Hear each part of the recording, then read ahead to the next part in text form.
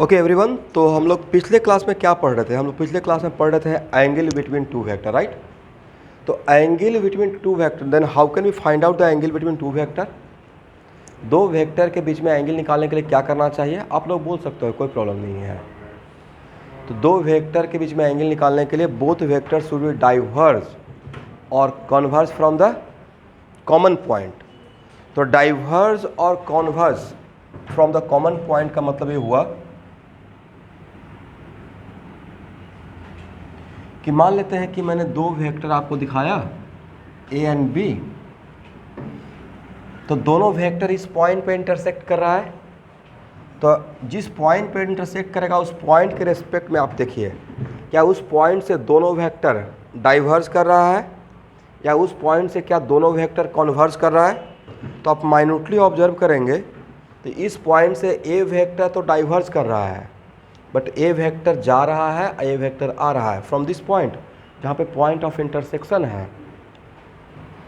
तो क्या इस एंगल को हम लोग एंगल बिटवीन टू वेक्टर बोलेंगे? नहीं बोलेंगे। एंगल बिटवीन टू वेक्टर के लिए both vector should be diverge और कॉन्वर्ज फ्रॉम कॉमन पॉइंट। तो let us suppose if this is the angle alpha, तो alpha is not the angle between A and B, then how can we in this type of situation how can we find out the angle between the vector? तो यहाँ पे shifting concept लगा देंगे, इन दोनों में से किसी एक को शिफ्ट कर लेंगे। तो let us suppose without changing the length and direction of vector ए, अगर वेक्टर ए को आगे शिफ्ट कर देते हैं और अब इसे देखिए और इसे देखिए, ऐसे भूल जाइए, राइट? तो इस पॉइंट के रेस्पेक्ट में ए एरो भी डाइवर्स कर रहा है, ए एरो भी डाइवर्स कर रहा है, then this is the angle between vector A and B.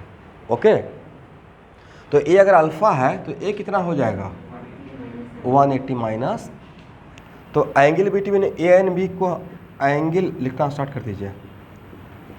Angle between A and B,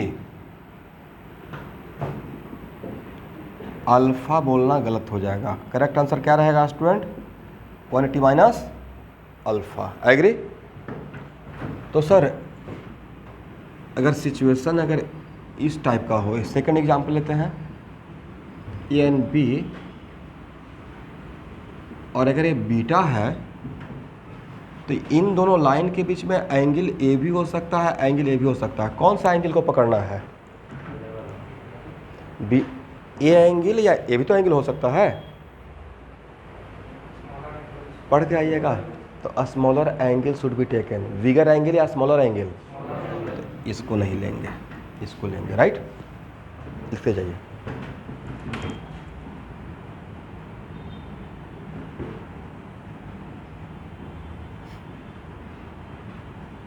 अब आपको एक फ्रीडम देते हैं। मान लेते हैं कि आप सपोज कीजिए मैंने एक कॉमन पॉइंट लिया और इस कॉमन पॉइंट से vector A and vector B diverge कर रहा है। सपोज कीजिए कि यहाँ पे स्क्रू लगा हुआ है and you can rotate A and B both. आपको फ्रीडम है कि आप इसको घुमा सकते हो इसके अबाउट। यहाँ पे कोई स्क्रू लगा हुआ है, राइट? मान लीजिए घड़ी का दो सुई है, निडल है, राइट? और आप इस पॉइंट के अबाउट इसको घुमा सकते हैं और इसको रोटेट करते हुए हो गया, एक बार फिर भी देख लीजिए। इसके अबाउट रोटेट करते हुए आपको मिनिमम एंगल बताना है और मैक्सिमम एंगल बताना है दो वेक्टर के बीच में। और आप दिमाग में इमेजिन कीजिए कि इसको रोटेट कर सकते हैं। तो सर इसको अगर ऐसे करेंगे तो मिनिमम तो 0 हो जाएगा। कब 0 होगा भाई? जब वेक्टर ए और बी पैरेलल हो जाएगा। जब vector A and be what? Parallel. और बड़ा एंगल करना है, तो बड़ा एंगल करने के लिए क्या करेंगे? यस सर, इसको हम लोग ऐसे इसको कांस्टेंट करके इसको घुमा सकते हैं। तो इसका मतलब है कि मिनिमम एंगल तो आपके अकॉर्डिंग हो रहा है कि सर मिनिमम एंगल के लिए ऐसे नजर आएगा, right? And then theta equal to कितना रहेगा? 0 डिग्री। बाद में कंक्लूड कर लेंगे, डोंट वरी।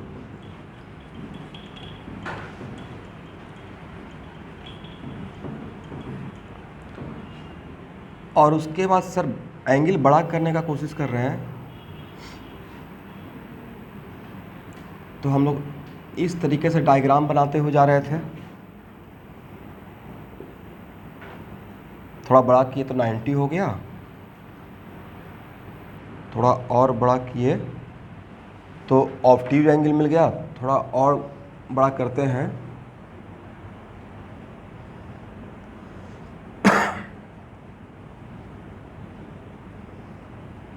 180 मिल गया, और भी बड़ा करना है तब कितना मिल जाएगा 180 से बड़ा।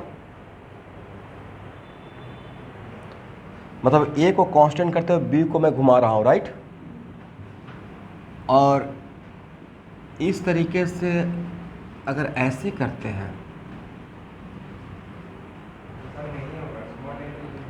वेरी गुड, मतलब सर इसको फिर एक्सेप्ट नहीं करेंगे क्योंकि आपका डिफिनेशन में क्या है, for finding the angle between two vector both vector should B diverse from the common point and a smaller angle should be taken. But जैसे ही इसको ऐसे करने के बाद थोड़ा और इधर बी को लेकर आएंगे तो अब ए बड़ा हो जाएगा, छोटा हो जाएगा, तो फिर एंगल हम लोग इसको नहीं पकड़ेंगे, फिर इसको पकड़ेंगे।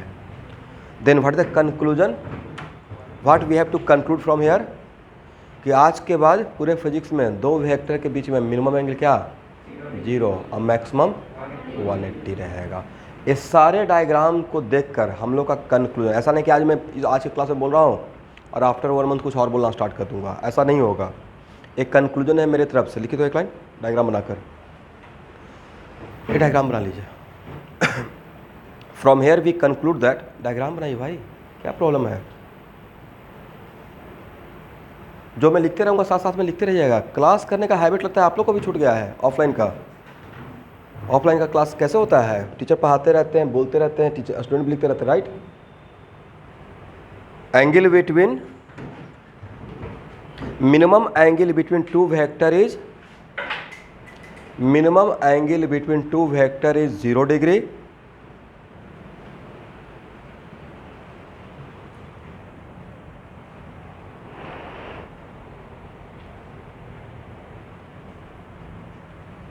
and maximum angle between two vector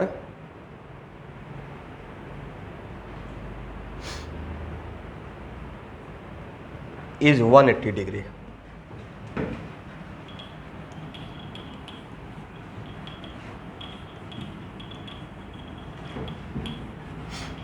minimum कितना रहेगा एवरीवन, इसका मतलब आज के बाद थीटा का वेरिएशन 0 डिग्री से बड़ा रहेगा और 180 से छोटा रहेगा, ठीक है। ये मेरी तरफ से कंक्लूजन है।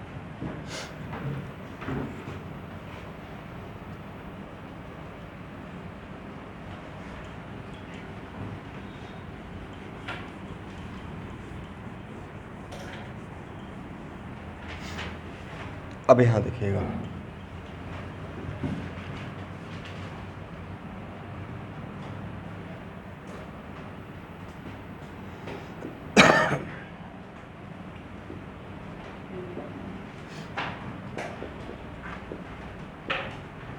एक कौन सा क्वाड्रेंट, फर्स्ट फोर्थ। आप देख रहे हो मैं कितना जीरो लेवल से स्टार्ट किया हूँ क्लास को, ठीक है। और किसी को अगर डेमो चाहिए होगा तो बहुत सारा वीडियो भेजा भी जाता होगा कैटलिस्ट से, यहाँ से जब कॉल आता होगा तो उसमें भी कोई क्लास करके आप देख सकते हैं। तो बहुत हाई लेवल तक भी क्लास जाती है और 2 से 3 दिन के अंदर आपको पता चल जाएगा। बहुत सारे बैचे क्लास जब सब्जेक्ट टॉपिक का स्टार्ट होगा, बट मेरा मानना है कि बहुत जीरो लेवल से स्टार्ट करना है, ताकि इसमें कोई भी बच्चे 2 साल में ड्यू टू कोरोना पढ़े नहीं पढ़े, उनको सब कुछ समझाते हुए आगे बढ़ूँगा। बट पीजी में पढ़ाई भी करना है, स्टडी करते रहना है, राइट। आप 6 to 8 मंथ यहाँ पे गुवाहाटी में आ रहे हैं बाहर से, खासकर बाहर के बच्चे, तो बहुत ही डेडिकेशन के साथ पढ़िए। ये सोचकर इस टेंशन से ऊपर उठ के पढ़िए कि पता नहीं मेरा सिलेक्शन होगा या नहीं होगा। अगर ये दिमाग में रहेगा ना तब नहीं पढ़ाई कर पाइएगा, सुबह शाम टेंशन में रहिएगा। आपके हाथ में वो नहीं है, आपके हाथ में सिर्फ एक ही चीज़ है, कॉन्सेप्ट क्लियर करना, राइट। बाकी अगर हार्ड वर्क करते रहेगा तो ऑटोमेटिक सिलेक्शन होगा। ये फर्स्ट क्वाड्रेंट है। फर्स्ट क्वाड्रेंट में साइन क्या रहता है, ये प्लस किसका बताते हैं, वाई एक्सिस का या एक्स एक्सिस का? ओके, ये होना भी चाहिए था, राइट? जिससे जो बनेगा उसी का तो कैरेक्टर आएगा। ये पूरा जोन बना हुआ है पॉजिटिव एक्स एक्सिस और पॉजिटिव वाई एक्सिस से, तो इस जोन के अंदर जो भी पॉइंट रहेगा उसका कोऑर्डिनेट पॉजिटिव पॉजिटिव होना चाहिए था। एग्री? ये जोन किससे बना हुआ है? निगेटिव एक्स और पॉजिटिव वाई। एग्री? ये जोन किससे बना हुआ है? और ए किससे बना हुआ है?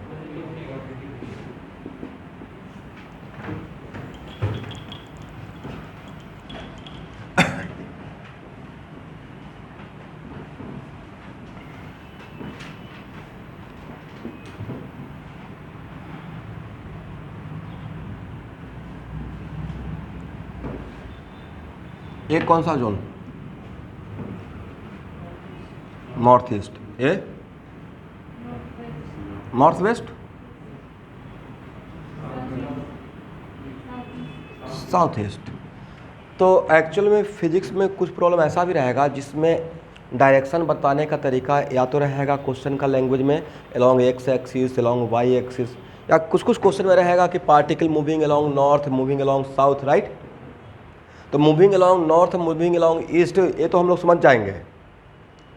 बट मान लेते हैं कि कोई प्लेन उड़ा रहा है और उसको इधर इस तरफ जाना है, राइट? Something like this.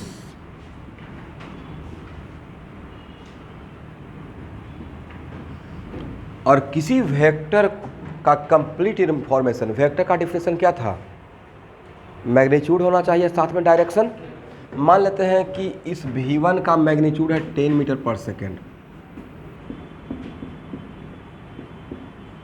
और ये ईस्ट के एक्सिस से 30 डिग्री पे है, और आपको किसी को एकदम बिल्कुल कंट्रोल रूम से इंफॉर्मेशन देना है, मतलब इस लाइन के अलॉन्ग जाना था 30 डिग्री बनाकर, तो आपका इंफॉर्मेशन देने का कुछ टेक्निकल तरीका डेवलप किया गया होगा। तो इसको एक्चुअल में अगर वेक्टोरियल फॉर्म में, ये तो मैग्नीट्यूड सिर्फ लिखा हो, राइट?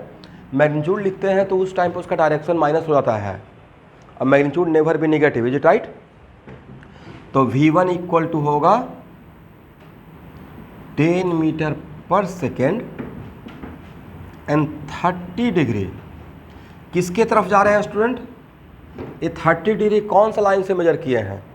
v1 को 30 डिग्री कौन से एक्सिस से? नॉर्थ से। और जा किसके तरफ रहे हैं?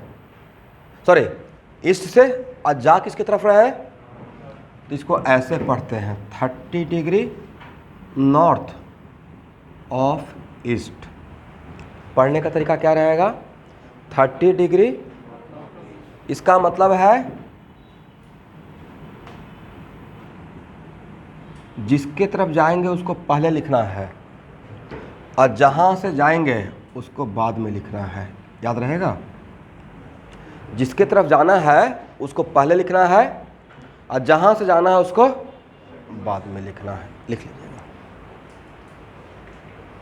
एक क्वेश्चन में आएगा, न्यूमेरिकल प्रॉब्लम में ऐसे लैंग्वेज रहेगा, बट आपको वहाँ पे समझना है, ठीक है? अच्छा, आपके कोई फ्रेंड इस v1 को बोलने का तरीका यहाँ देखिए, अगर ऐसे बोल देते हैं 10 मीटर पर सेकेंड, सपोज कीजिए कि कोई जोनाली में खड़ा है, जोनाली जानते होंगे गुवाहाटी में, और कोई कॉमर्स कॉलेज में। जोनाली में कोई पूछेगा मुझे तिनियाली केव्स जाना है, तो आपको बताने का तरीका रहेगा कि आप इधर चले जाइए, राइट? और जो कॉमर्स में खड़ा रहेगा वो, उससे अगर कोई पूछेगा तो इधर चले जाइए। दोनों डायरेक्शन भाई सेम ही बताया है, बताने का पॉइंट ऑफ व्यू। तो इसका मतलब ये नहीं कि डायरेक्शन, अगर सपोज कीजिए कि इसी को अगर मैं ऐसे बोलता 10 metre per second 60 degree east of north, तो इस तरीके से जो आप लाइन बता रहे हैं और इस तरीके से जो लाइन बता रहे हैं, दोनों डिफरेंट लाइन के लॉन्ग बता रहा है या सेम ही लाइन था? यहाँ से 60 डिग्री या यहाँ से 30 डिग्री, अल्टीमेटली तो ये लाइन ही रहेगा, right? That's why 30 degree north of east के बदले we can also write like 60 degree east of north. Correct ना? और कोई पूछेगा ये ज़्यादा करेक्ट है, ये ज़्यादा करेक्ट है, तो वो था इक्वली करेक्ट, क्योंकि अल्टीमेटली दोनों कौन सा लाइन बताया है? इस लाइन को ही बताया है, ठीक है ना, यहाँ तक लिख लीजिए।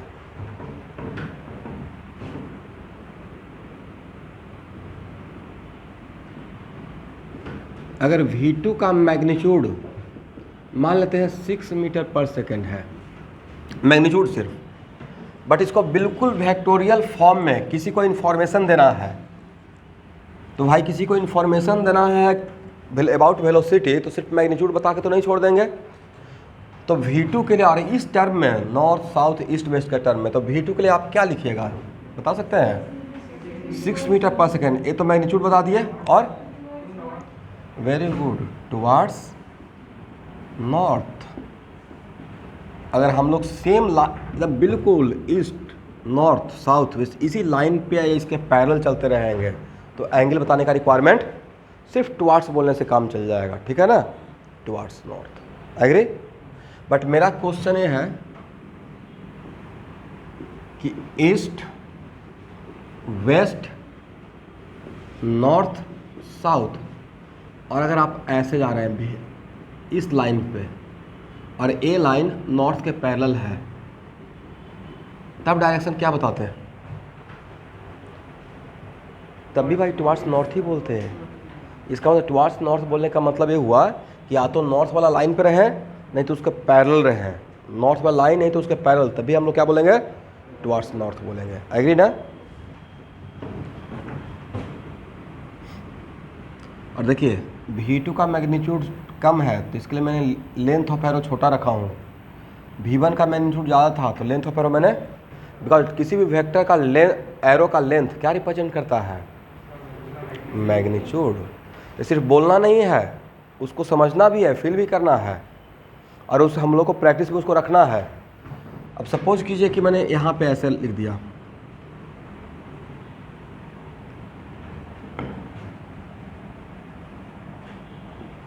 V3 और यह 60 डिग्री,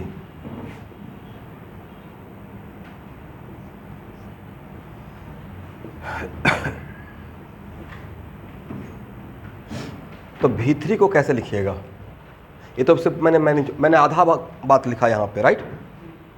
और आपको बिना डायग्राम का लैंग्वेज के टर्म में इस तरीके से क्वेश्चन में इस बात को लिख देना है, V3 का कंप्लीट इंफॉर्मेशन, और इस डायरेक्शन के रेस्पेक्ट में, एक्स वाई एक्सिस नहीं, ए वाला एक्सिस के रेस्पेक्ट में।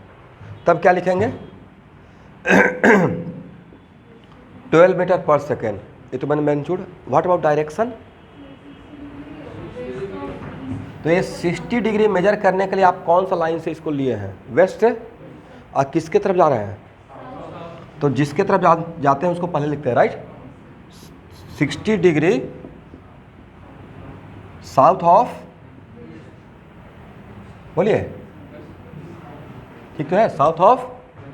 जिसके तरफ जाते हैं उसको पहले लिखते हैं, टुवार्ड्स को पहले, और जहाँ से जाते हैं वहाँ उसको बाद में, राइट?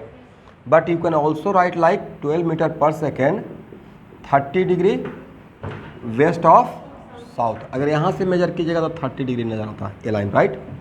लिख लीजिए, लिखते रहिए भाई।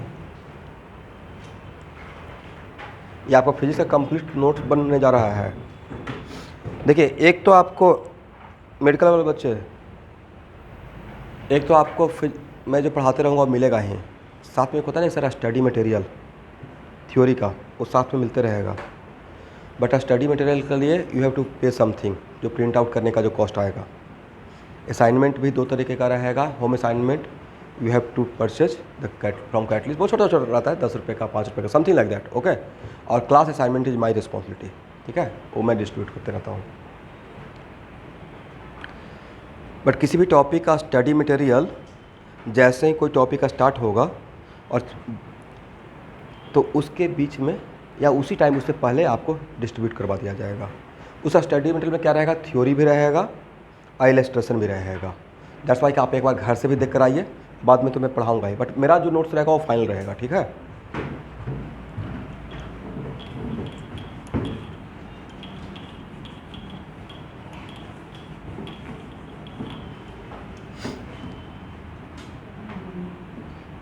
चलिए यहाँ देखिए, ये है V4 और ये 45 डिग्री। अब V4 का मैग्नीट्यूड 5 मीटर पर सेकेंड है, लेट अस सपोज। तो V4 का कंप्लीट इंफॉर्मेशन मतलब मैग्नीट्यूड और डायरेक्शन दोनों एक साथ लिखने के लिए कैसे लिखेंगे?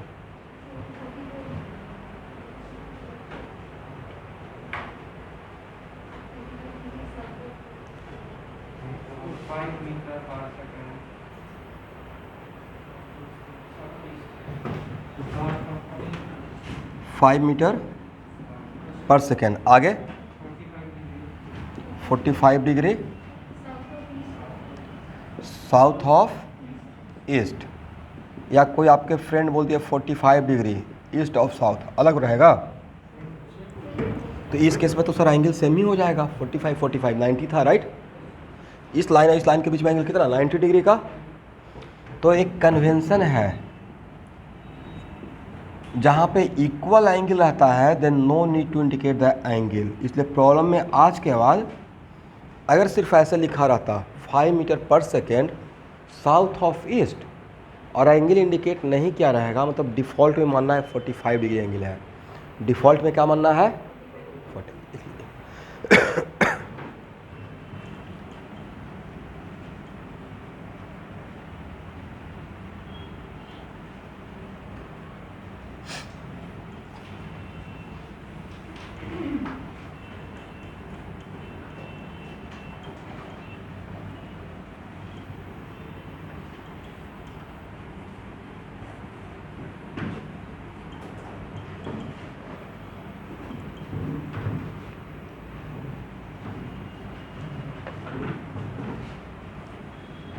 इसको हटाए, ओके।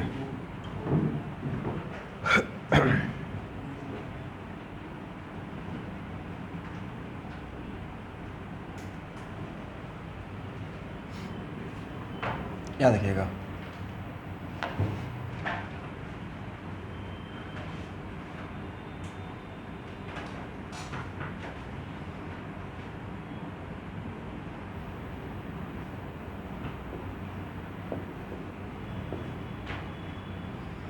मान लेते हैं Y equal to sine theta है, राइट। तो ये साइन का ग्राफ मैंने ड्रॉ किया 0 से 360 के बीच में। ये है 90 डिग्री, ये है 180 डिग्री, यहाँ रहेगा 270 और यहाँ रहेगा 360, ये राइट। यहाँ पे वैल्यू कितना होता है स्टूडेंट, साइन थीटा का मैक्सिमम वैल्यू होता है +1, राइट। और मिनिमम वैल्यू कितना होता है -1। और इस एक्सिस से ऊपर जो रहेगा, और ये क्या है थीटा का वैल्यू, इज इट राइट। तो इस एक्सिस से ऊपर जो रहेगा उसका वैल्यू उस पॉजिटिव रहेगा।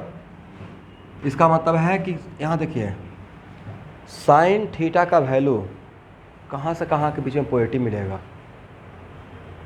0 से 180, 0 से 180, राइट। तो लिखना है, ये मुझे कहीं पे रिक्वायरमेंट होगा, 0 से 180 के बीच में साइन थीटा का साइन क्या रहेगा, पॉजिटिव।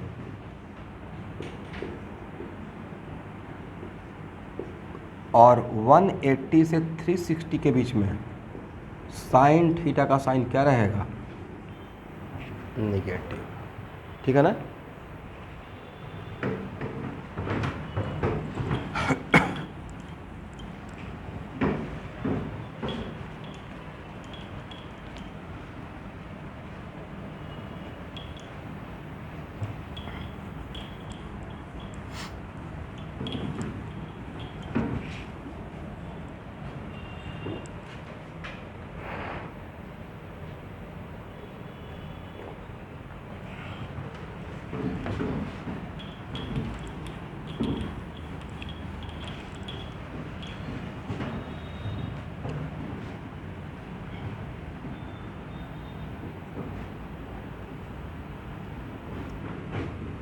एक इसका ग्राफ होता है 0 से 360 के बीच में।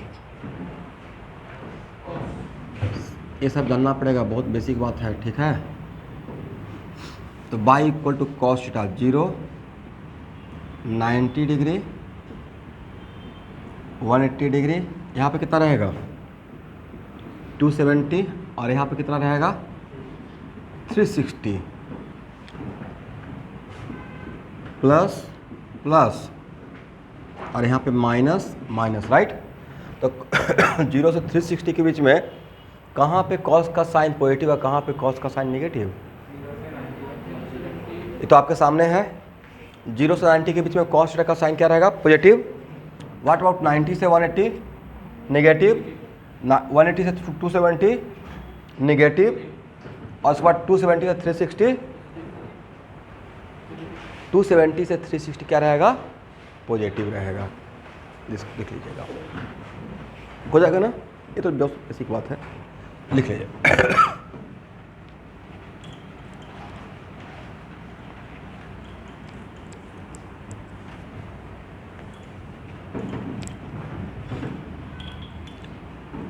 अब हेडिंग बनाइए student, addition of vector, addition of vector.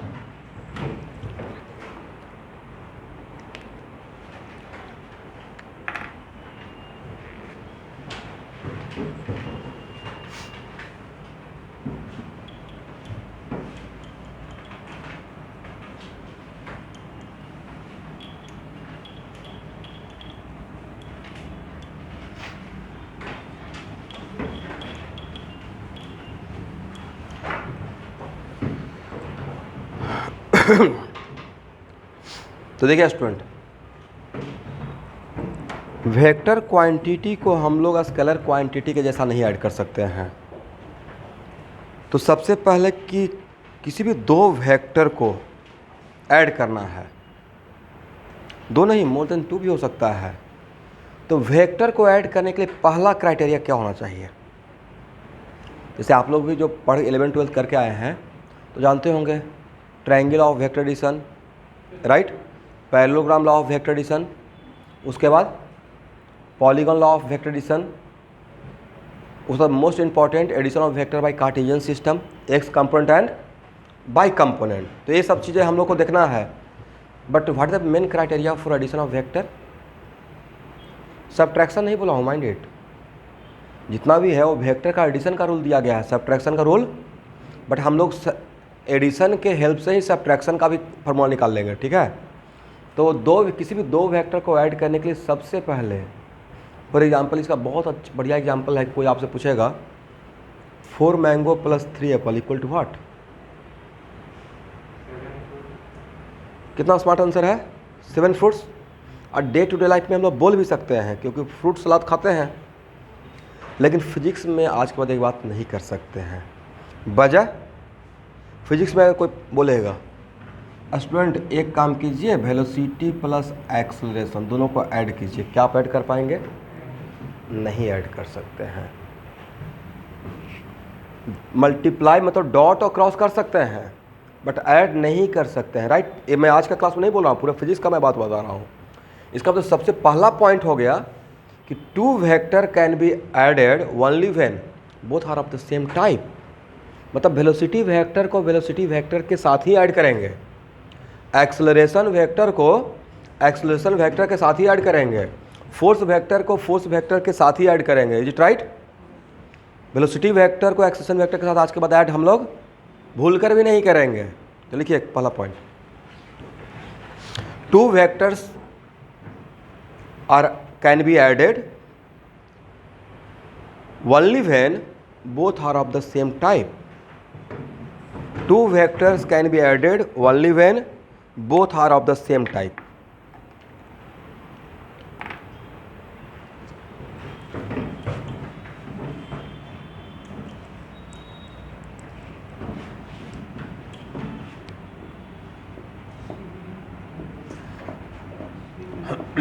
Same type, एक जैसा, ठीक है।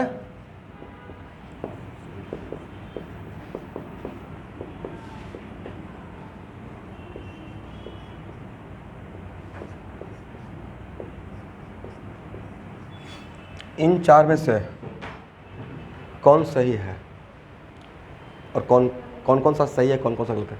सर ये तो सही है, हो सकता है, ए भी हो सकता है, ए भी हो सकता है, बट ए नहीं हो सकता है, ठीक है।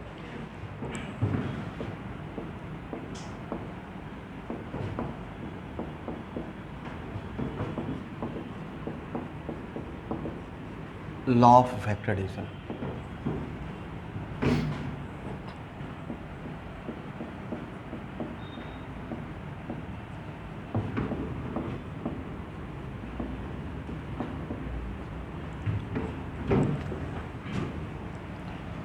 Triangle of vector addition.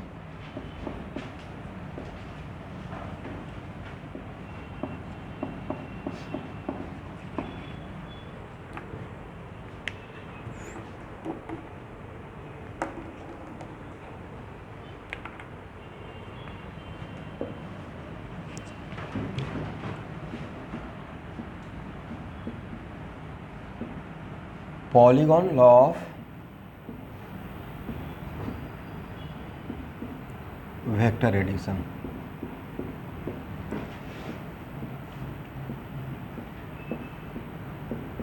Parallelogram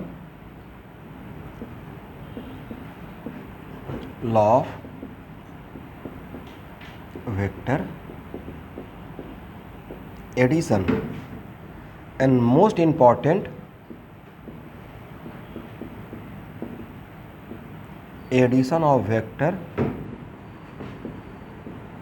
bye Cartesian.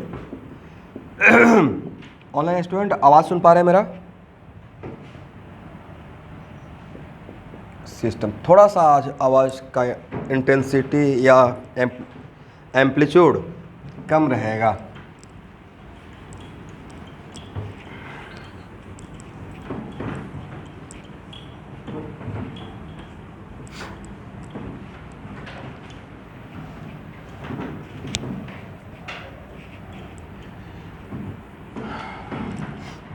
चलिए तो इसमें फर्स्ट स्टार्ट करते हैं।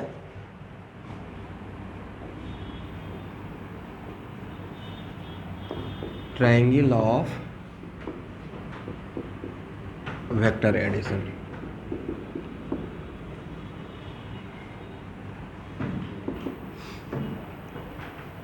ध्यान से देखिएगा, कौन सा लॉ? Triangle law. किसी भी वेक्टर का इस पार्ट को क्या बोलते हैं, इस पार्ट को क्या बोलते हैं? इसको बोलते हैं हेड, राइट, और इसको बोलते हैं टेल, करेक्ट। लिखिए, आप लोग लिखा कीजिए भाई, जो यहाँ पे ड्रॉ करते हैं। जो चीज़ नहीं लिखना रहेगा मैं खुद बोल दूंगा, कोई नहीं लिखना है।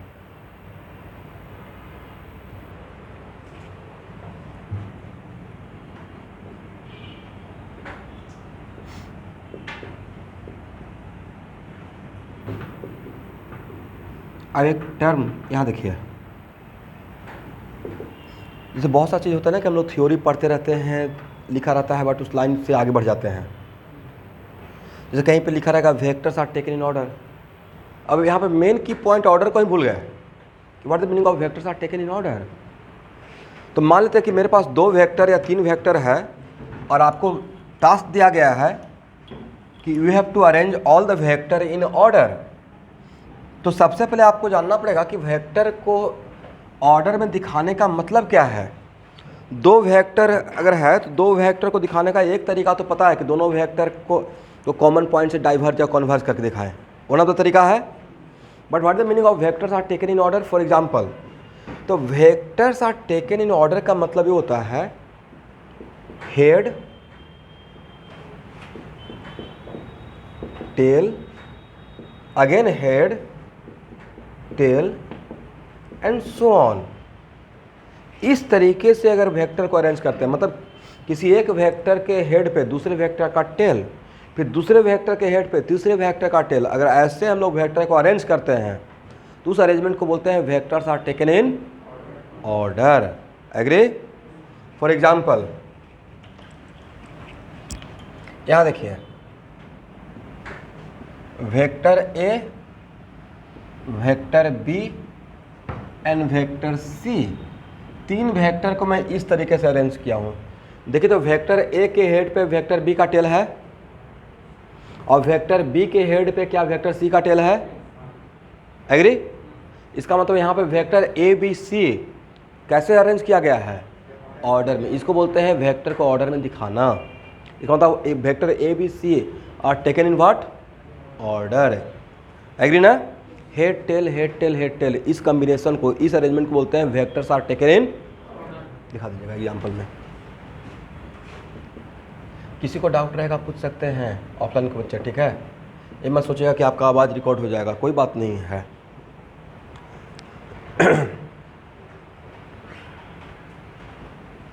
तो यहाँ पे A B and C are taken in order. अब देखिए कैसे हम लोग लॉ बुक्स वगैरह से पढ़ना स्टार्ट करते हैं, बट वहाँ पे चीज़ों को समझने में परेशानी होता है। तो एक्चुअल में अभी मैं ट्रायंगल ऑफ वेक्टर एडिशन में जैसे ही लिखा तो पहले आपको बहुत छोटा सा बात सिखाया, या आप पहले से जानते भी होंगे। फिर एक छोटा सा बात सिखाया कि वेक्टर्स आर टेकन ऑर्डर का मतलब ये होता है, राइट? अब लॉ लिखिए कि ट्रायंगल ऑफ वेक्टर एडिशन क्या है। अब ये बार बार नहीं बोलूँगा कि दो वेक्टर को ऐड करने के लिए both are of the same type. ये पहला ही मेरा क्राइटेरिया है, राइट? दो वेक्टर को ऐड करने के लिए दोनों वेक्टर क्या होना चाहिए, लिखिए। According to triangle of vector addition, according to triangle of vector addition,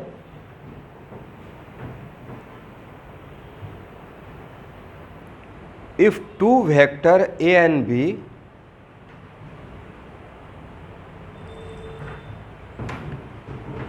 if two vector A and B are the two sides of a triangle,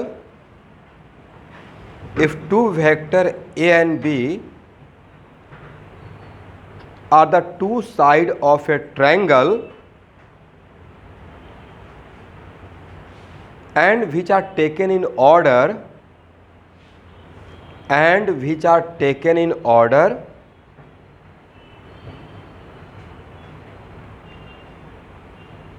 then triangle में कितना साइड, तीन साइड होता है। और मैंने दो वेक्टर बोला A and B are the two side of the triangle and taken in order, then third side of the triangle, then third side of the triangle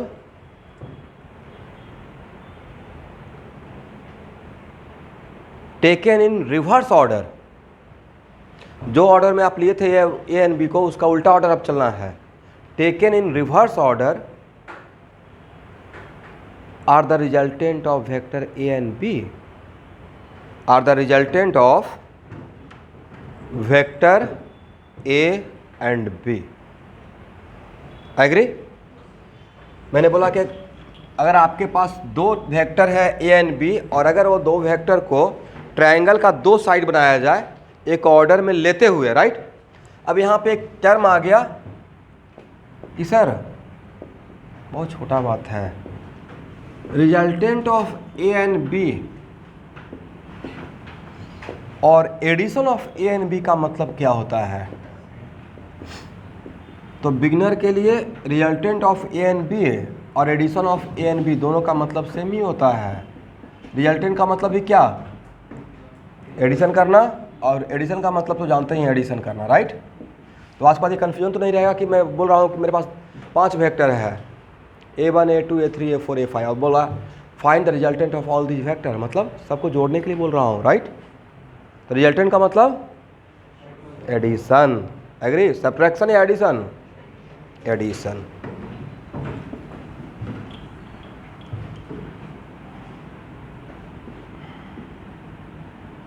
A and B, यहाँ देखिए मैंने दो वेक्टर को एक order में दिखाया है।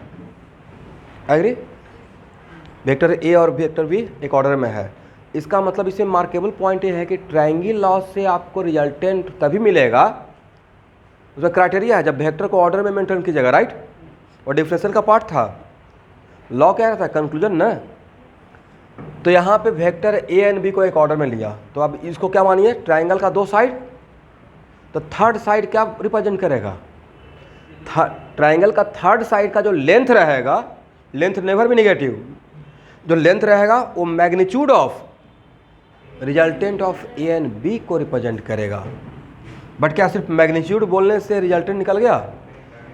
Vector का रिजल्टेंट, तो भाई अगर ए है मेरा रिजल्टेंट,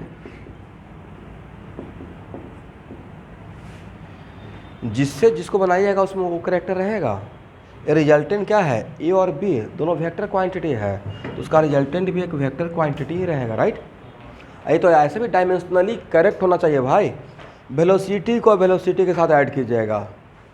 न्यूटन डायमेंशन में सिखाया गया है ना कि सपोज कीजिए कि हम लोग को ऐसे बचपन में सिखाया जाता था v minus F Y lambda, suppose कीजिए, then what is the dimension of lambda या what is the unit of lambda, ऐसे पूछ लिया जाएगा। सर कोई बात नहीं है, ये वेलोसिटी है तो इसका यूनिट मीटर पर सेकंड है, तो इसको भी मिलाकर मीटर पर सेकंड ही होना पड़ेगा, राइट। तो यहाँ से लैम्डा का यूनिट निकल जाएगा, इतना आसान है। ये तो यूनिट एंड डायमेंशन का बेसिक क्लास होती है, उसमें हम लोग सिखाते हैं कि एडिशन हो या साइन के अंदर जो क्वांटिटी रहता है वो यूनिटलेस होता, डायमेंशनलेस होता है, ये भी सिखाया जाता है। यूनिटलेस नहीं बोल रहा हूँ। बड़ा इंटरेस्टिंग बात है, पढ़े है ना ट्रिगोमेट्री में, theta equal to L by R, right. L क्या है? ये तो पक्का पढ़े होंगे, ऐसा कुछ पढ़े हैं? Theta equal to L by R, एक मिनट, मैं डाउन नहीं दे रहा हूँ, मतलब पूछ रहा हूँ पढ़े हैं नहीं पढ़े हैं। Let me finish. क्यों नहीं पढ़े? हाँ तो नो सर को मैं पूछ रहा हूँ क्यों, हाँ तो क्यों नहीं पढ़े वो मैं बोल रहा हूँ। 8th भाई, ये सब के बिना तो आगे लाइफ चलेगा ही नहीं।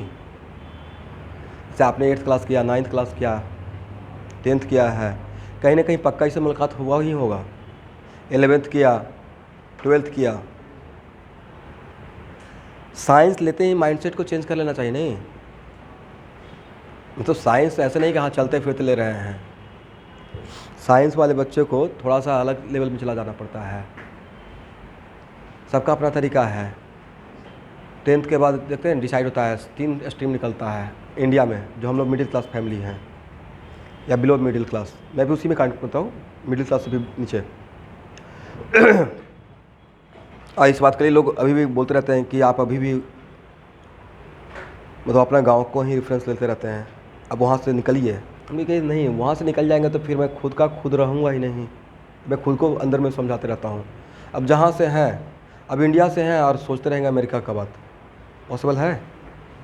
जहाँ का हवा पानी लगेगा वहाँ का ही तो दिखेंगे।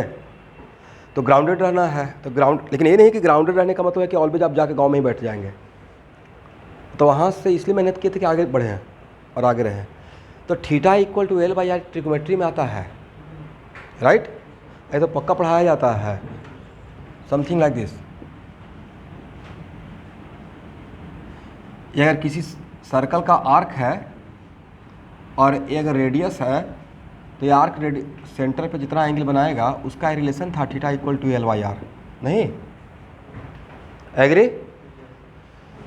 मतलब आज नहीं जानते तो आज बात जानिए कि ऐसा होता है, ठीक है। तो थीटा इक्वल टू नहीं तो फिर क्या होगा कि फिजिक्स में कॉपी पेस्ट करते रहिएगा, इलेक्ट्रोस्टैटिक वगैरह में बहुत जगह आते रहेगा theta equal to L by R. This is the reason कि मैथमेटिकल टूल दोनों प्लेलिस्ट स्ट्रिक्टली फॉलो करना है। मतलब बहुत सारे बातें कहीं ना कहीं रहा होगा, और बाकी जो रहा कैसा मैथमेटिक्स का रहेगा थोड़ा बहुत छूटा हुआ वो मैं खुद लेते रहूँगा साथ में। तो theta equal to L by R में एल का यूनिट डायमेंशन क्या रहेगा? Length metre, right. इसका भी क्या रहेगा? मीटर और मीटर आपस में कैंसिल हो गया, it is dimension less, is it right. तो थीटा बड़ा इंटरेस्टिंग है, ये है dimension less but theta having unit radian. Theta का यूनिट बोलते हैं ना तो 30 डिग्री, और उसका यूनिट भी बोलते हैं डिग्री चाहे रेडियन। तो थीटा क्या है? डायमेंशन लेस है बट हैविंग सम यूनिट। तो यहाँ से एक ऑब्जेक्टिव पकड़ में आ गया। इज इट कंपलसरी कि ऑल डायमेंशन लेस क्वान्टिटी का यूनिट लेस रहेगा? मे और may not. For example theta it is dimension less, ऊपर का डायमेंशन नीचे का डायमेंशन कैंसिल आउट, बट फिर भी इसका यूनिट हम लोग बोलते हैं रेडियन। तो ऐसा बहुत सारा क्वान्टिटी मिलेगा, ठीक है। आप लोग बोलते हैं ना थीटा रेडियन में, ओके। यहाँ से थीटा इक्वल टू L/R जो वैल्यू निकालते हैं वो वैल्यू डिग्री में नहीं निकलता है। मान लेते हैं कि 3 है या 4 है, तो 3/4 ये डिग्री में नहीं रहेगा, ये रेडियन में रहता है। तो रेडियन को हम लोग डिग्री में कन्वर्ट कर सकते हैं, कैसे? 183 pi radian equal to 180 degree, pi radian equal to, तो 180 इक्वल टू इतना, तो इतना इक्वल टू इतना निकल जाएगा, राइट? ओके, एनीवे इसका मतलब यहाँ पे ये हुआ कि यहाँ पे ए और बी, तो ये दो वेक्टर का मुझे रिजल्टेंट निकालना है। तो अकॉर्डिंग टू और ऑर्डर में दिखाया गया, मतलब आपको स्ट्रिक्टली मैंने मेंशन कर दिया कि find the resultant according to triangle of vector addition, right? तो आपको क्या करना क्या है, इसको क्या सपोज करना है, ट्रायंगल का दो साइड और उसका थर्ड साइड बनाना है। तो दो साइड बन गया तो थर्ड साइड बनाएंगे, बट जब थर्ड साइड बनाएंगे तो ऑर्डर में सेम ऑर्डर मेंटेन करेंगे या उसका उल्टा ऑर्डर? उल्टा ऑर्डर, रिवर्स। अभी तक क्या चल रहे थे, हेड हेड टेल हेड, अब रिवर्स ऑर्डर का मतलब एक कर देंगे। अगर एक कर देते मतलब आपने सेम ऑर्डर मेंटेन कर दिया, head tail head tail head tell, तो सेम ऑर्डर बोला हम रिजल्टेंट के लिए रिवर्स ऑर्डर। रिवर्स ऑर्डर कैसे रहता है, ये वाला या इसका जस्ट उल्टा? जस्ट उल्टा, इज इट राइट? इसका मतलब ये हुआ कि ए जो मेरा रहेगा, ये मेरा ए और बी का रिजल्टेंट रहेगा, एग्री? तो R is what, A plus B, agree? यहां तक आइए। तो इसका जो लेंथ है वो क्या रिप्रेजेंट करेगा, मैग्नीट्यूड, और डायरेक्शन तो पता चल ही रहा है, एग्री? दिखा दीजिए।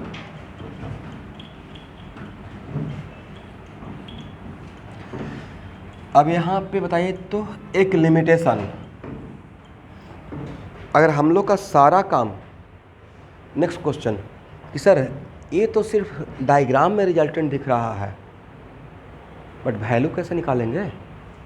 डायग्राम में रिजल्टेंट दिख रहा है लेकिन ट्रायंगल लॉ से मुझे इसका एग्जैक्ट लेंथ चाहिए, कैसे निकालेंगे?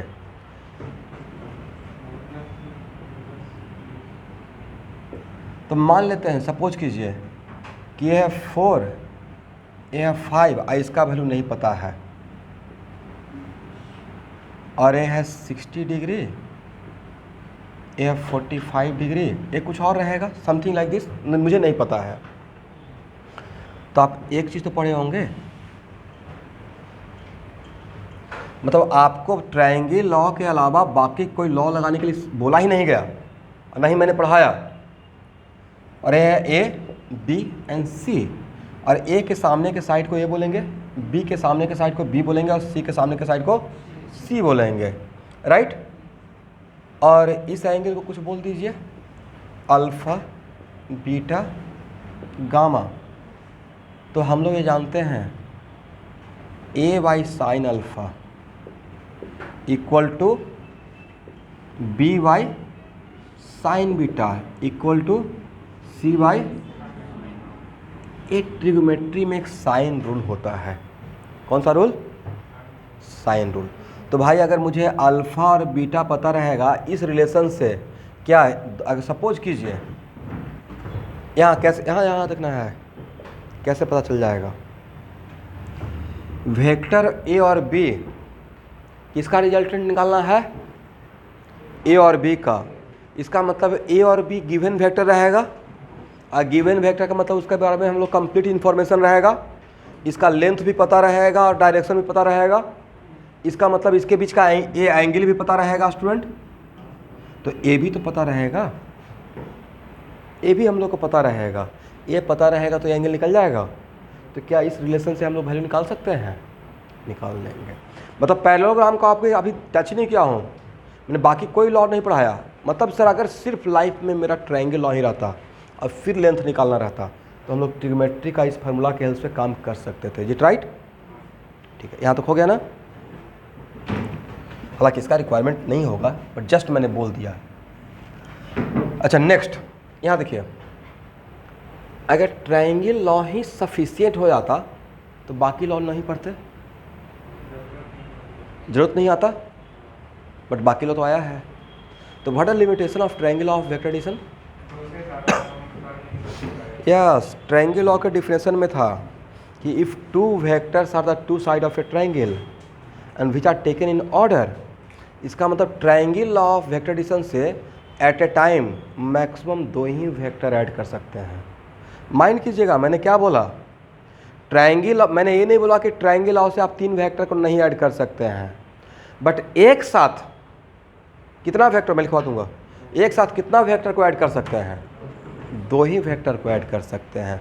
तो मान लेते हैं कि मैं आपको 4 vector A1 A2 A3 A4 देता, 4 वेक्टर देता तो नहीं तो बड़ा लेंदी काम होता। पहले A1 A2 को जोड़ते और A1 A2 को ट्रायंगल से जोड़ते, रिजल्टेंट निकालते, जो मिलता उसको साथ फिर A3 को जोड़ते, फिर जो मिलता फिर उसके साथ A4 को जोड़ते। एक ही काम को कितना बार करना पड़ता? 3 बार करना पड़ता। प्रोसेस क्या हो गया? लेंदी। तो this is the limitation of what? Triangle of, note कीजिए, by triangle of vector addition, by triangle of vector addition, by triangle of vector addition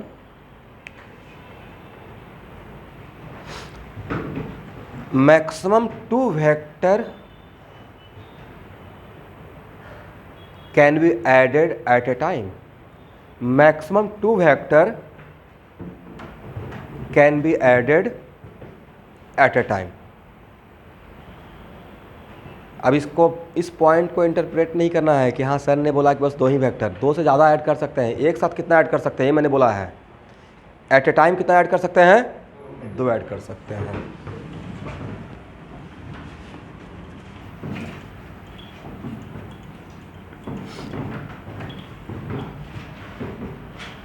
रिप्टर batch, जो भी व्हाट्सएप का ग्रुप है, प्लीज़ एक्टिव रहिएगा एटलीस्ट 1 या 2 दिन के लिए, जब तक कि मैं आपको फाइनल रूटीन नहीं देता हूँ।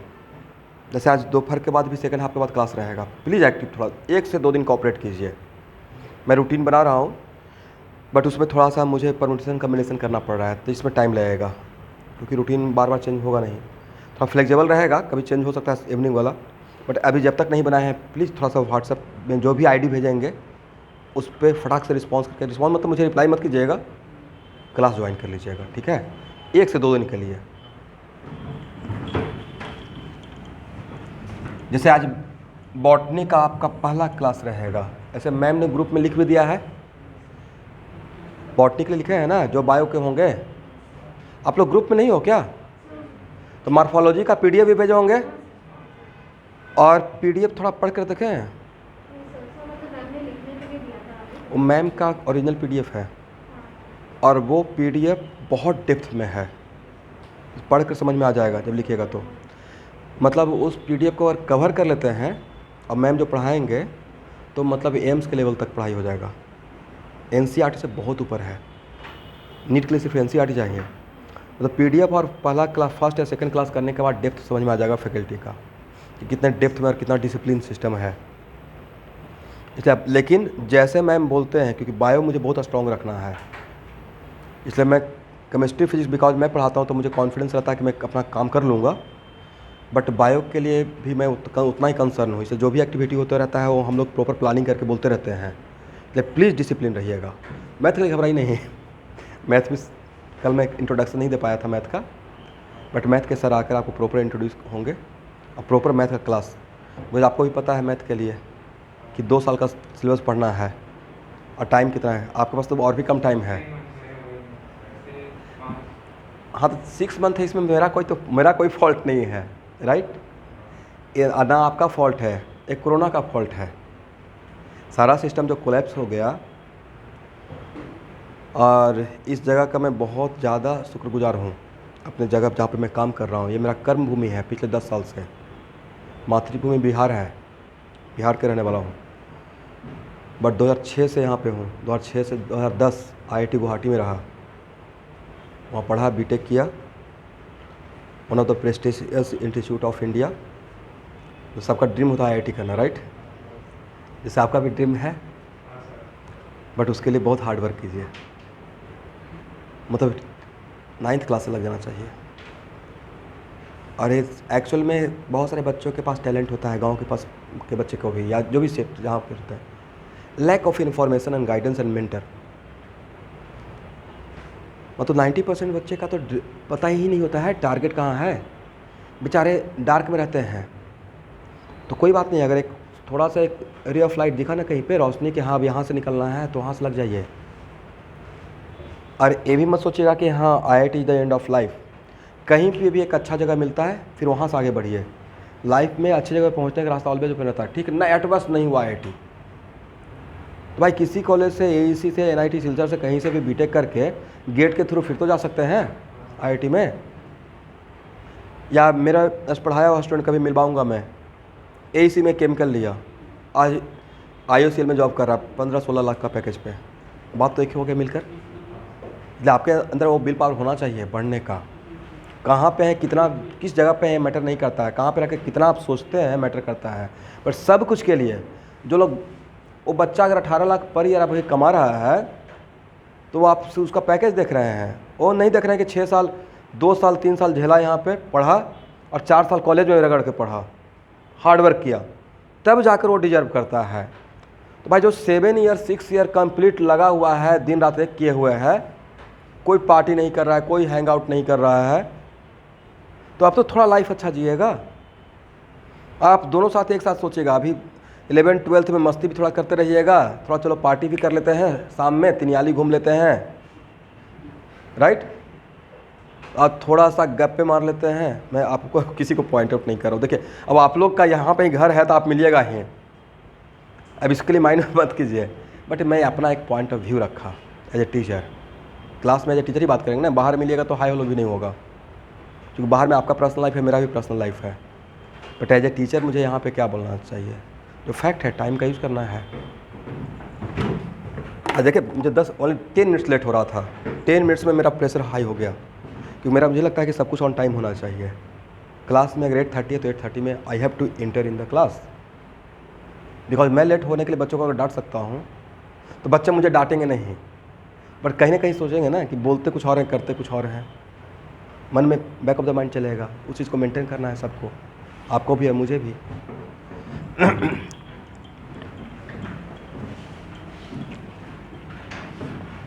यहाँ देखिए, अच्छा स्टूडेंट, इज इट कंपल्सरी कि ऑल द टाइम आपको वेक्टर, सपोज कीजिए A और B, मैंने ऐसा डायग्राम बनाया और बोला कि A और B को ट्रायंगल, डायग्राम सिर्फ अभी बनाना है, नॉट न्यूमेरिकल वैल्यू, A और B को ट्रायंगल ऑफ वेक्टर एडिशन से ऐड करके दिखाना है। बट मैं ट्रायंगल बनाकर दिया नहीं हूँ, इट इज़ नॉट कंपल्सरी कि ऑल द टाइम ट्रायंगल बना कर दिया रहेगा। मेरी मर्जी, मैंने वेक्टर A यहाँ पर रखा, वेक्टर B यहाँ पर रखा, और मैंने आपको बोला कि A और B को कौन से लॉ से, ट्रायंगल ऑफ वेक्टर एडिशन से उसका रिजल्टेंट का डायग्राम बताइए, एरो दिखाइए। How can we draw? Very good, shifting concept. और शिफ्टिंग कॉन्सेप्ट में कैसे सजाना है, ऑर्डर में।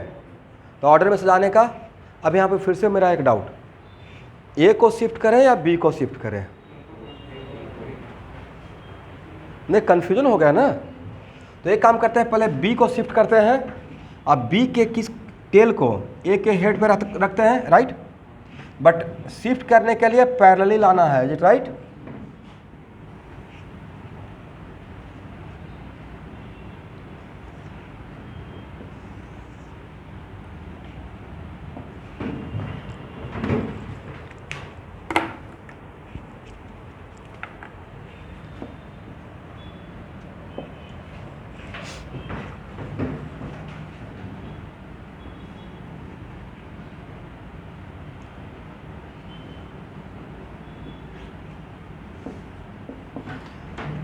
चलिए,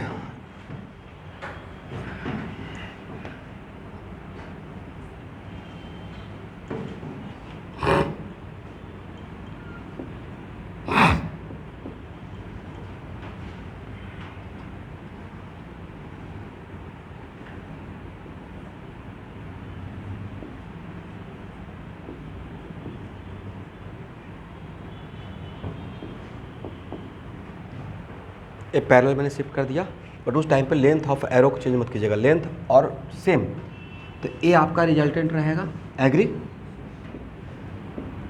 तो अब यहाँ से आपने स्टार्ट किया है, तो ए रिजल्टेंट इक्वल टू आप क्या लिखिएगा, इसको जहाँ से स्टार्ट किए हैं ए प्लस बी। अब यहाँ पे आपका कन्फ्यूजन हो सकता था, नहीं सर मैं ए को शिफ्ट करता और बी के हेड पे रखता ए के टेल को, राइट, ऐसा भी तो कर सकते हैं, क्योंकि इसमें ट्रायंगल ऑफ वेक्टराइजेशन में एक कहीं पे नहीं बोला गया कि किस वेक्टर के हेड पे किसका टेल, राइट, मतलब किसी के हेड पे किसी का टेल रख सकते हैं, फ्री है उसके लिए।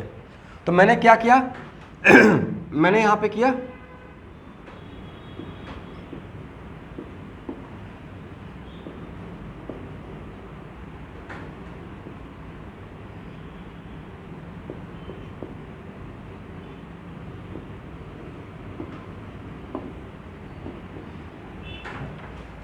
और अगर इसका नाम R1 बोलते हैं, इसका नाम R2, तो it is very important to note that R1 R2 same रहेगा, एग्री।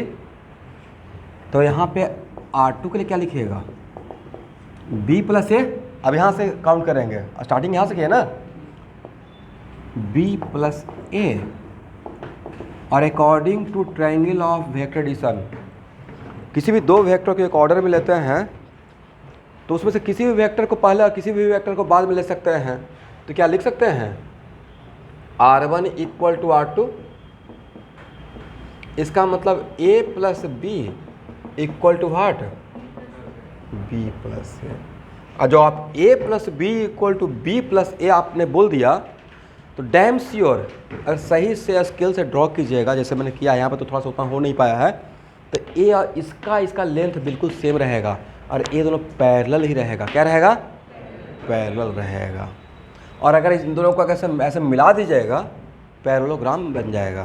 क्या बन जाएगा, और एक वेक्टर का वन ऑफ द लॉ है, कौन सा लॉ, लॉ ऑफ कम्यूटेटिविटी, इसको क्या बोलते हैं, लॉ ऑफ कम्यूटेटिविटी। तो यहाँ से ही प्रूफ हो गया, इसका मतलब A plus B must be equal to what, B plus A. इसको क्या बोलेंगे, लॉ ऑफ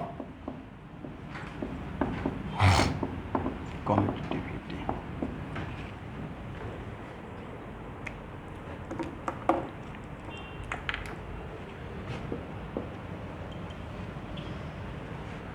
तो अब समझ में आ गया ना। यहाँ देखिए ये सिर्फ दो के लिए दिखाया गया है, A plus B equal to B plus A. अब यहाँ पे एक चीज़ माइन्यूटली ऑब्जर्व कीजिए, तो अब एक पहला तो यहाँ से ही हम लोग प्रूफ करें लॉ ऑफ कॉम्पिटिटिविटी। अब माइन्यूटली अगर ऑब्जर्व करते हैं, एक और ऑब्जर्वेशन जो यहाँ पे मुझे मिल रहा है, ये सब कुछ का यूज करेंगे, ठीक है। ये दो वेक्टर एक ऑर्डर में दिखाया हुआ है, एग्री। इन दोनों वेक्टर का इनिशियल पॉइंट कौन सा है और फाइनल पॉइंट कौन सा है, इन दोनों वेक्टर का, ये दो वेक्टर है, सजा दिए, इसको तो फाइनल पॉइंट और इनिशियल पॉइंट नहीं बोल सकते, तो बीच का पॉइंट है, राइट। इनिशियल पॉइंट कहाँ, कौन सा, एग्री। और फाइनल पॉइंट, भाई सांप सीढ़ी का खेल नहीं देखे हैं, ऐसे जाते रहेगा। पूछेंगे इनिशियल कहाँ से स्टार्ट किए, क्या बोलिएगा, राइट। एक हम लोग लूडो में खेलते थे सांप सीढ़ी का खेल, और सबसे खराब लगता था 99 पे जाकर सांप काटता था, पहुंच जाते थे 1 या 2 पे, राइट। तो यहाँ ये इनिशियल पॉइंट रहेगा, ये फाइनल पॉइंट रहेगा, एग्री। इसका मतलब यहाँ से बहुत छोटा सा बात से बहुत बड़ा बात सीखने जा रहे हैं। आज के बाद अगर वेक्टर ऑर्डर में लिया हुआ हो, किसमें, तो सर कितना वेक्टर, तो ये मेरा स्टेटमेंट सिर्फ दो वेक्टर के लिए नहीं है, 10 वेक्टर भी अगर ऑर्डर में लिया रहेगा, उन सब के लिए मेरा स्टेटमेंट रहेगा। बट बिकॉज यहाँ पे दो ही वेक्टर, इसलिए दो वेक्टर को मानते हुए मान रहे हैं। तो if vectors are taken in order then resultant, vector के लिए सिर्फ, स्केलर के लिए नहीं, if vectors are taken in order then resultant only depends on initial point and final point, not the intermediate point. If vector, बोलिए मेरे साथ, if vectors are taken in order then resultant depends on what, initial point and initial point पे रखना है tail, अब final point पे रखना है हेड, किसका? रिजल्टेंट का भाई, और किसका? रिजल्टेंट का। एग्री? तो मैं आपकी जगह पर रहता तो इसको ऐसे ही लिख लेता। लिखिए, मैं नोट करवाता हूँ। Observation, if vectors are taken in order then resultant depends on initial point and final point. Then resultant depends on initial point and final point.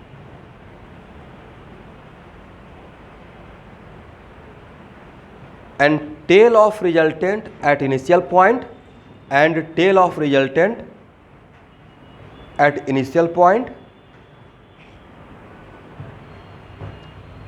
and head of resultant at final point. तो इस law से एक चीज़ सीखने को मिला क्या? अब यहाँ पे ए बताए, अब अगर बाई चांस पर चांस अगर आपने भूल भी गया लॉ, अरे की पॉइंट अगर आपका याद है तो resultant depends on what? Initial point and final point. तो बस इनिशियल पॉइंट और फाइनल पॉइंट को एक एरो से ऐसे लाइन से मिला देना है, और रिजल्टेंट का इनिशियल पॉइंट पे क्या रहेगा? टेल, और फाइनल पॉइंट पे क्या रहेगा? हेड। यही मेरा रिजल्टेंट रहेगा। Is it right?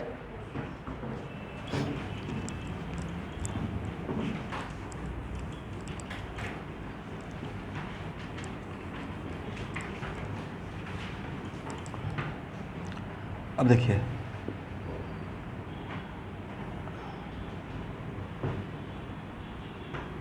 मान लेते मैंने आपके सामने 3 वेक्टर दिखाया। सर एक कौन सा वेक्टर है, वेलोसिटी है या क्या है, मुझे नहीं पता है। यहाँ 1 मिनट रुकिएगा।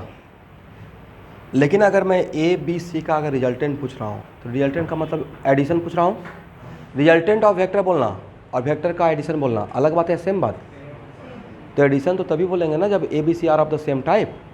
कभी ऐसा करेंगे क्या कि ए वेलोसिटी रहेगा, या फोर्स रहेगा, या मोमेंटम रहेगा? ऐसा तो फिजिक्स में डिफाइन ही रहेगा। इसलिए कोई भी टीचर किसी 3 वेक्टर का रिजल्टेंट पूछ रहे हैं, मतलब उसको ऐड करने के लिए बोल रहे हैं, तो ऐड तभी होगा जब all are of the same type. इसलिए अगर मैं बोल रहा हूँ कि resultant of A B and C, तो मेरे बैक ऑफ द माइंड में है कि all are of the same type. तो देखिए, तो ये तीनों वेक्टर क्या एक ऑर्डर में लिया गया है?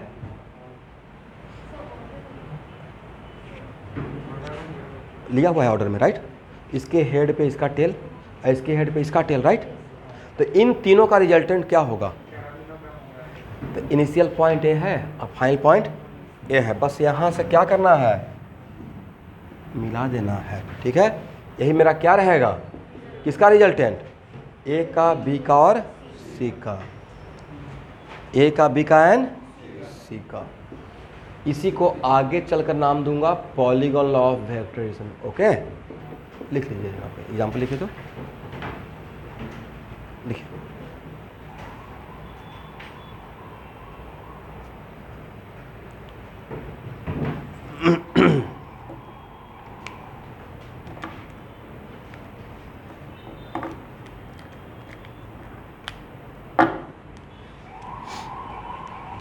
तो स्टूडेंट नेक्स्ट फिजिक्स क्लास मैं यहाँ से यहाँ स्टार्ट करूँगा, ठीक है?